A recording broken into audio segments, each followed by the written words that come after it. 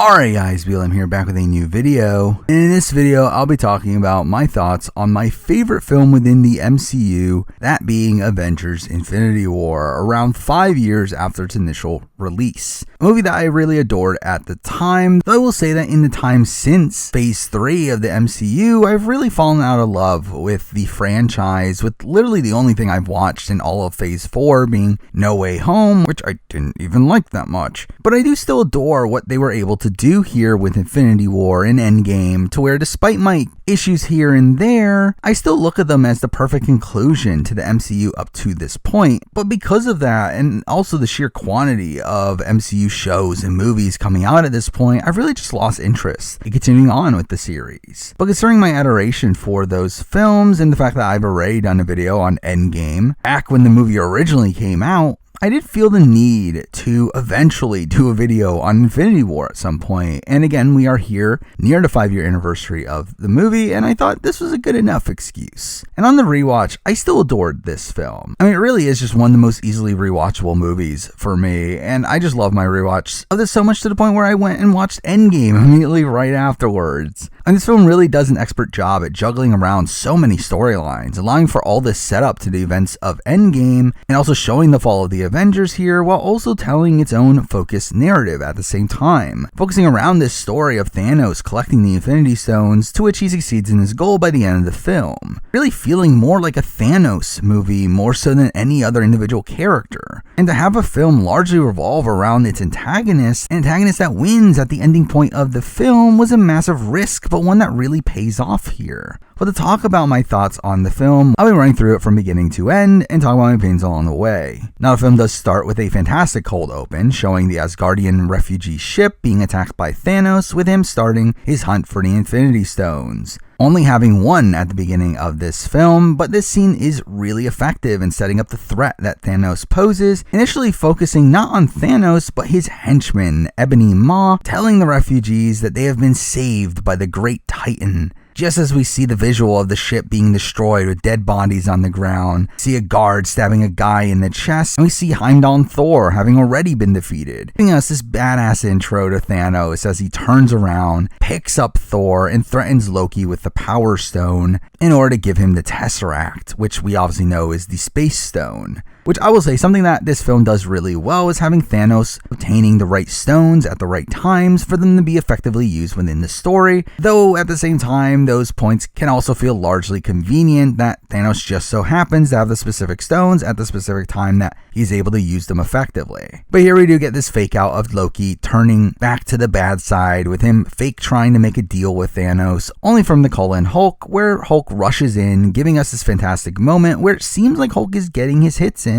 only for us to cut to Ebony Maw saying, "Let him have his fun," making it clear that Thanos is just toying with Hulk, leading to him easily overpowering him, beating him around, giving us this cool visual of Thanos coming off as this more agile version of Hulk. Following this, we actually do get some character deaths. First off with Heimdall, who uses his last moments to transport Hulk back to Earth. But here we have Thanos claiming the Space Stone and instantly using it against Loki to stop his attack, and ends up choking him to death, saying no resurrections this time, which I will applaud this film for actually killing off the characters that die within it, where while those taken by the snap later in the movie do get revived, those never felt like proper deaths to begin with, while the deaths of Heimdall and Loki here aren't reversible, though obviously they find a way to counter that through alternate timelines and multiverse, but again, I digress. So the scene ends here with Thor crawling over Loki's body as Thanos uses his stones to destroy the ship and disappear, which again ends up being this emotional farewell for Thor and his relationship with Loki, with it having been finally on the rise, and this now leaves Thor completely disheveled after having now lost his entire family. But again, all of this is just such a perfect way to set up the threat that Thanos poses here, showing not only his power and influence, but also the power of the stones and all the damage that they can cause. But then we cut back to Earth, where we do have Hulk arriving on Earth and conveniently landing in Doctor Strange's sanctum, because why not, I guess. But here we have Bruce telling him that Thanos is coming, to which he says, "Who? leading us to the title card, which is obviously supposed to be this big joke, which, I'll be honest, I'm kind of just over MCU humor just in general. And this just really feels like the epitome of it, again, making light of an extremely serious situation. But then we cut to Tony and Pepper walking in the park, where we do get a nice moment between the two, with Tony talking about wanting a kid, which obviously gets paid off in Endgame, while also setting up Tony's arc across these two films, with Pepper talking about how he would have let Iron Man go if he wanted to have a kid, and talk about no more surprises, which is obviously followed up by Doctor Strange and Bruce arriving, and this being Tony's reunion with Bruce, which really puts into perspective just how long Bruce has been gone from Earth, where he had been gone ever since Age of Ultron, and in turn missed out on the entirety of Civil War, and we have Tony having to clue him in on the fracture within the Avengers now. But also here we get a massive exposition dump as Wong explains the concept of the Infinity Stones. So through that we do get the setup of Tony's vendetta with Thanos, with the reveal that he was the one behind Loki's previous attack, while also Bruce sprinkles in a line of Thanos wiping out half of the population, which is obviously nice foreshadowing there.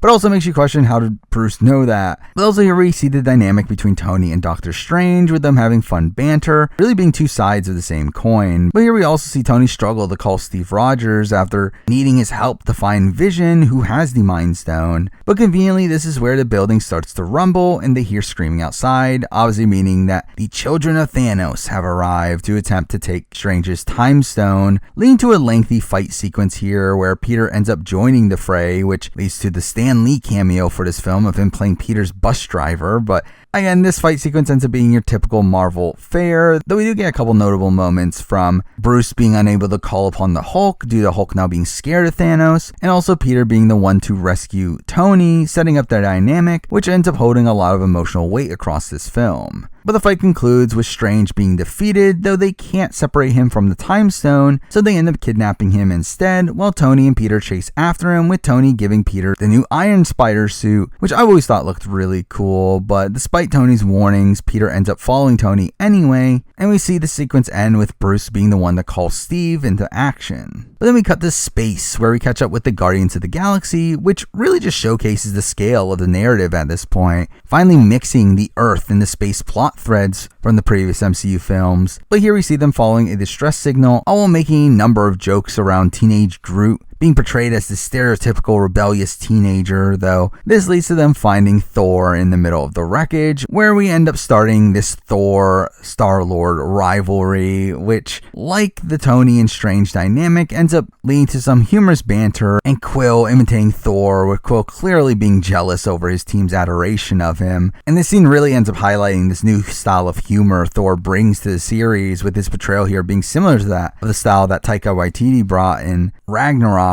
But we once again get a rundown of where the stones are, with Thanos now going to nowhere to find the Reality Stone, while there is mention of no one knowing where the Soul Stone is, which is where we get a cut to Gamora, which is clear foreshadowing there. But here we also get the setup of Thanos' goal of wiping out half of life, and Gamora says that if he gets all the stones, all he would have to do is snap his fingers. Again, clear foreshadowing. But while most of the Guardians go after Thanos, we have Thor teaming up with Rocket and Groot, which is a fun combination of characters, as they head for Nidavellir in order to get Thor a Thanos-killing weapon, which ends up taking up a bulk of his role in this film. But then we cut back to Earth, where we follow Vision and Wanda in Scotland, with a lot of time being dedicated to setting up their relationship, with obviously it leading up to a really emotional moment later on. But out of nowhere, Vision gets attacked by the children of Thanos, with them wanting his Mind Stone, leading to a lengthy fight sequence that has Wanda fighting Proxima Midnight, Thanos' only female henchman, which feels pretty convenient. But the fight takes them to the train station, where they end up getting rescued by Steve Rogers, who has this really badass intro, with him appearing after the train passes, and you have his theme building up as he's revealed. But following this, we end up getting another flashback focusing on Gamora's childhood, showing her planet being destroyed by Thanos, only for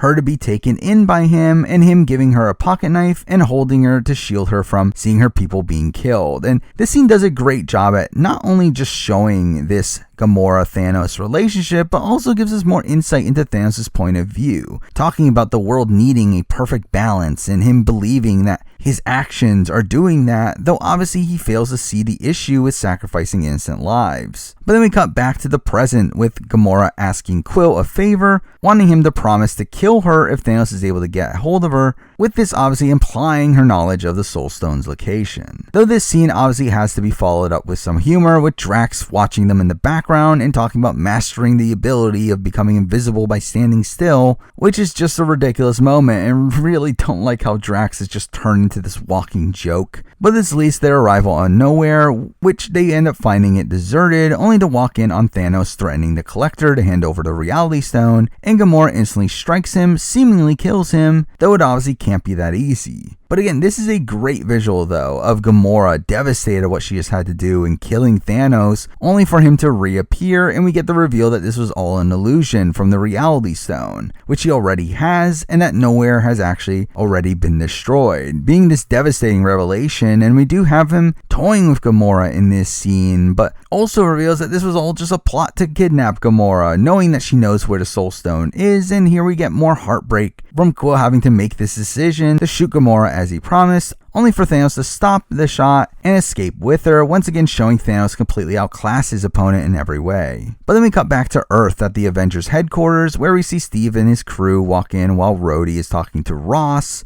who wants them to be arrested, only for Rhodey to cut him off, being this reconciliation between the two sides from Civil War, though a kind of abrupt one at that. Now also here we get Bruce and Natasha's first scene together, which doesn't end up leading to much, though through this scene we do also provide excuses for why Clint and Ant-Man aren't involved, though they do obviously later join the group in Endgame. But here we get talk about wanting to destroy Vision's stone, though we do get a great setup to Wanda's later decision, with her talking about losing him is too high a price, and him responding with only you have the power to pay it. And here we also get Cap's line of saying we don't trade lives, which also comes up later, but here they end up deciding to head for Wakanda, as they can help separate Vision from his stone. And we briefly cut to Wakanda with T'Challa telling Bucky about the upcoming fight, bringing him back into the story as well. Though following this we do end up returning to Doctor Strange, still in captivity, with Ebony Maw starting to torture him, only for Tony and Peter to obviously save him, during which we get a reference to that really old movie Aliens, which again, MCU humor. Though after blowing Maw off the ship, we do get more humor from Peter's awkward interactions with Doctor Strange, with him saying, oh, we're using our made-up names now, after Strange introduces himself. But here we have them formulate a plan to ambush Thanos on his own turf, which has Strange saying that he will not hesitate in letting either of them die, which obviously plays into his role later in the story. But then we return back to Thanos and Gamora, where we get this strong back and forth between the two, with Thanos truly believing that he is the savior for these planets, that he is wiping out half the population from, talking about how Gamora's home planet is now a paradise because of him,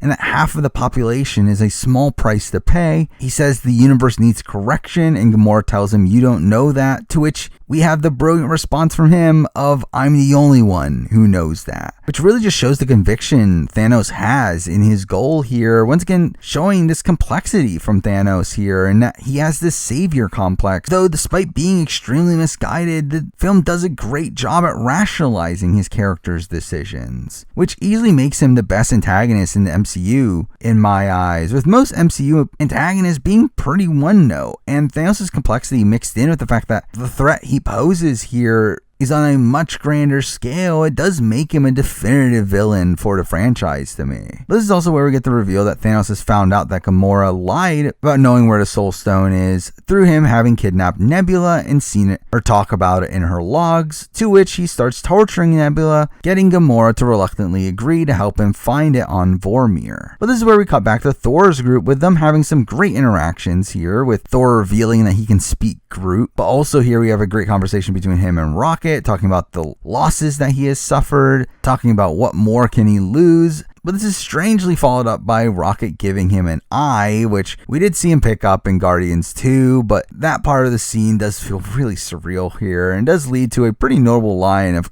Thor calling Rocket a rabbit, but then they arrive in Nidavellir, which they find abandoned, only to be attacked by Eitri, a giant dwarf played by Peter Dinklage, which is pretty perfect casting here. But here he reveals that he was the one to forge the Infinity Gauntlet, only for Thanos to betray him immediately afterwards, giving him motivation to help Thor now in creating a weapon to kill Thanos. That weapon being Stormbreaker, though to make it, they need to awaken the heart of a dying star, which I'll be honest, I found the following Thor scenes of him trying to restart the forge to be some of the slower parts of this film. But then we return to Nebula for a short scene of her escaping and contacting the Guardians to tell them to meet her on Titan, explaining the following scene where we do see Tony's group arrive on Titan, only for them to be attacked by the Guardians, which ends up being a pretty generic misunderstanding. And we again have witty banter across this scene because that's the MCU, but eventually they realize that they can work together and start to plot an ambush, during which we have Drax yawning, because that's Drax now. And really the Guardians as a whole here don't take any of this seriously, with Quill being more worried about defending the legacy of Footloose. But this is the scene where we do get Doctor Strange using his time stone to see all possible futures, to which we get this iconic scene of Tony asking him how many do we win, and Strange says 1, which is a great scene on paper, setting up Strange's actions for the rest of the film, with him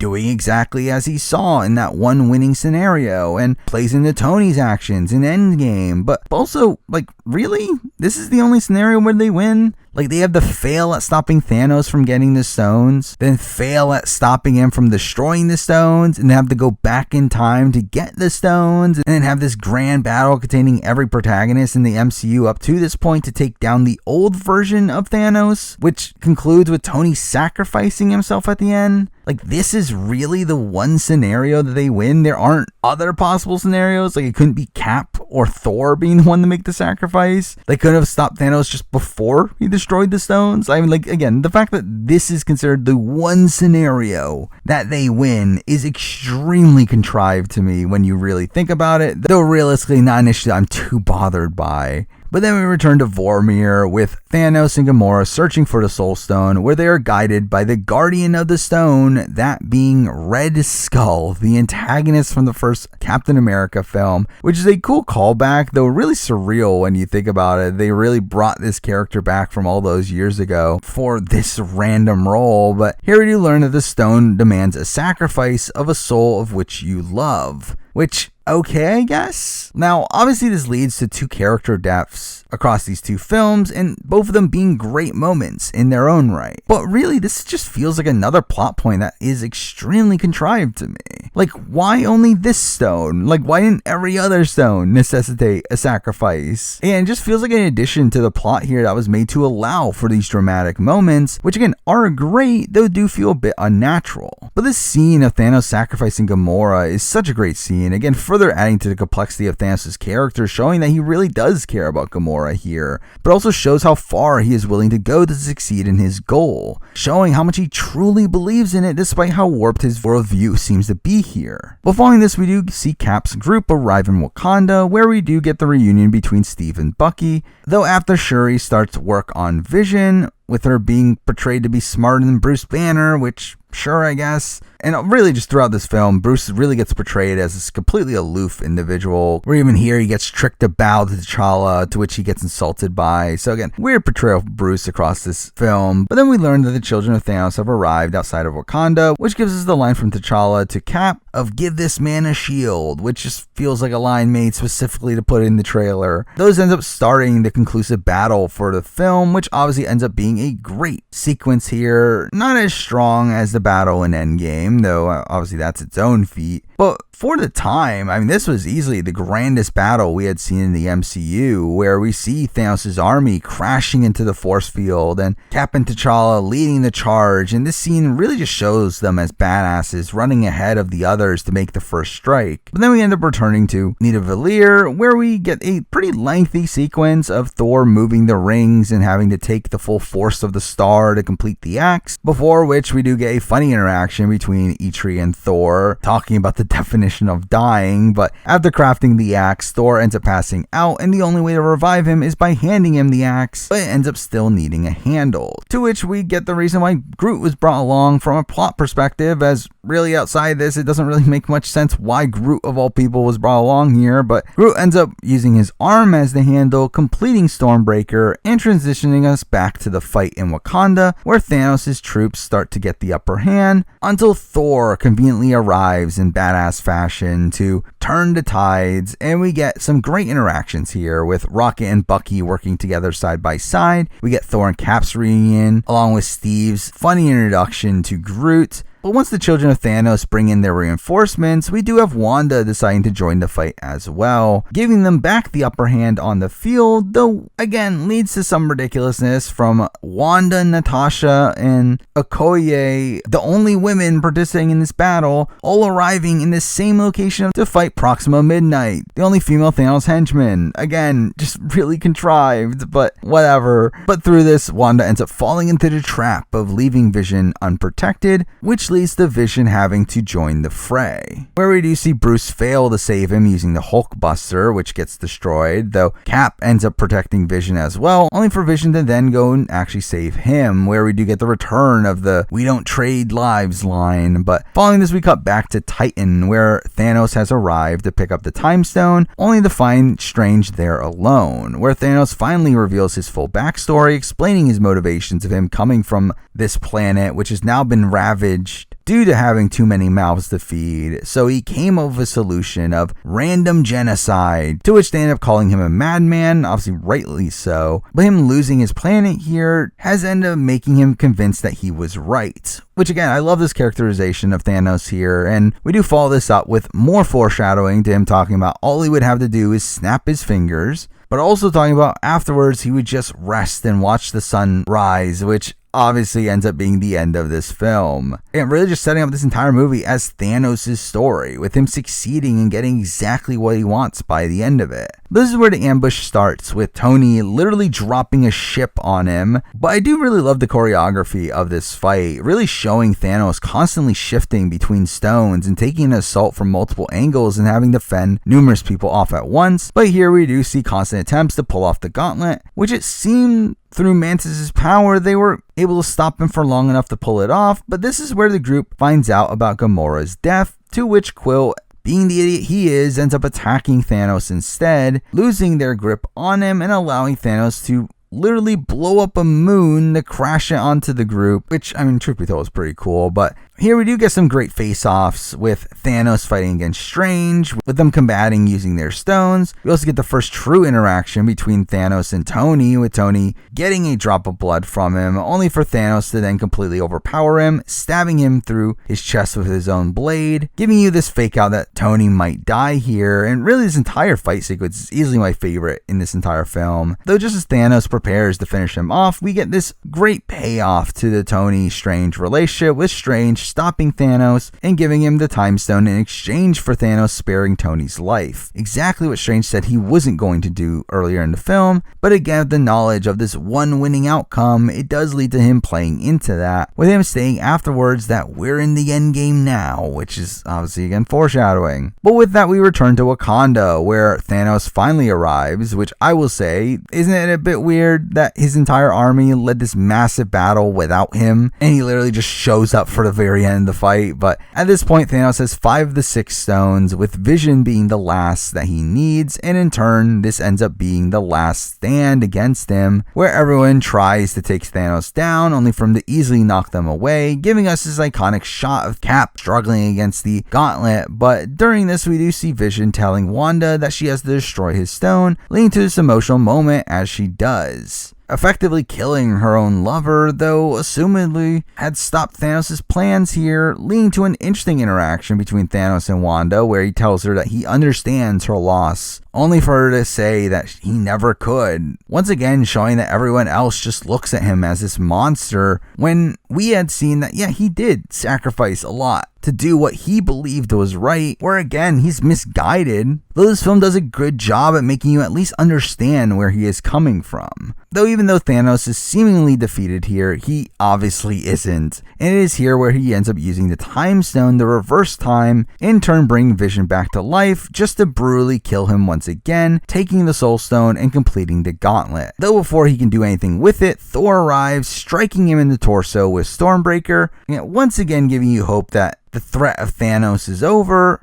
only for Thanos to then say, "You should have gone for the head," leading to Thanos snapping his fingers, succeeding in his goal anyway. This devastating way for the Avengers to lose the battle here, where they had so many points where they could have had the battle won, only for them to end up failing. But it only gets worse for them here, where after a weird scene of Thanos talking to Child Gamora in his head, I guess, and saying that succeeding here cost him everything, which is a great moment. But again, one that feels very like tropey, but it does lead to Thanos teleporting away, while we do get the slow reveal that Thanos has actually wiped out half of the population, where first we see Bucky fade away, followed by T'Challa, then Groot, then Wanda, then Falcon. We cut to Titan, where literally everybody but Tony and Nebula fade away, which I will say is pretty convenient, along with the fact that it also just so happens that none of the OG Avengers are taken out by the snap either, which obviously leads to a great conclusion to their stories in Endgame, but also feels a bit contrived. But here we also do get great farewells to Strange and Peter, with Strange telling Tony that there was no other way, and